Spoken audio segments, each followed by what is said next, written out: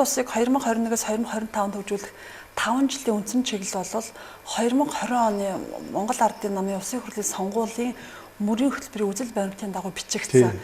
Тэр утгаараа 2020 оны сонгуульд бол бид нэр дундаж давхаргаа дэмжих Монгол дахь одоо нийгмийн тэгш бус байдлыг бууруулах гэдэг зорилготойгоор Монгол Ардын намын одоо суур хөтөлбөр маань амьдралын чанар гэдэг нэртэйгээр орж ирсэн.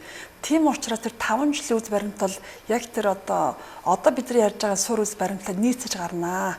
За энэ дээр одоо нэмээд гол одоо татврын шинжилгүүд нь юу орж ирэх юм гэхээр бид нар бол энэ баялагын татвар буюу чинээлэг тансаг хэрэглээний бараан дээр татваруудыг ногдуулах ёстой. За мөн одоо бас тодорхой судалгаа юуны үндсэн дээр үйл хөдлөх хөрөнгийн татваруудыг одоо тодорхой шатлалтаар одоо нэмэх юм боломжийг судалнаа. Тухайлбал одоо иргэн хүн одоо үр хайл нэг одоо үйл хөдлөх хөрөнгөтэй байлаа. Тэгвэл 2 дахь ба 3 дахь дээр нь үйл хөдлөх хөрөнгийн татварыг нь одоо нэмж өгөх ёстой. За ингэж бид нар зах зээл дээрх үйл хөдлөх хөрөнгийн одоо үнэнд тогтвортой байхад нөлөөлж чадна. Хоёрдугаарт нь одоо тухайн одоо нийгмийн одоо баян чинээлэг давхарга маань хэд хэдэн орон сууц гэдэг юм уу үйл хөдлөх хөрөнгийг одоо төвлөрүүлэх энэ байдлаас одоо бас одоо энэ байдлыг арилгах буюу нийгэмдэх одоо баян усны ялгааг бууруулахад энэ нийгмийн дахин хуваарлтын буюу энэ прогрессив татврын систем одоо их чухал үйлчилдэг. За дээр нь ер нь тансаг хэрэглээний татварыг нэмэх ёстой.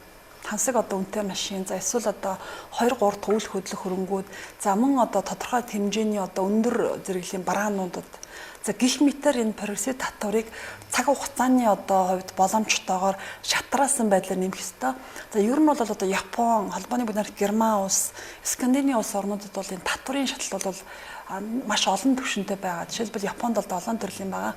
Хамгийн одоо бага орлоготой хэсэгт бол бага татвар. За тэгээд орлогын түвшингээс хамааруулаад татврын ялгаатай бодлого явуулах хэрэгтэй. Ингэж бид нар нөгөө баян хоосны хит ялгааг одоо багасгах буюу нэг одоо чинээлэг бүлэгт эрх мэдлийн хөрөнгө мөнгөний энэ нөөц хуваарлагдахаас бид нар одоо сэргийлж чаднаа.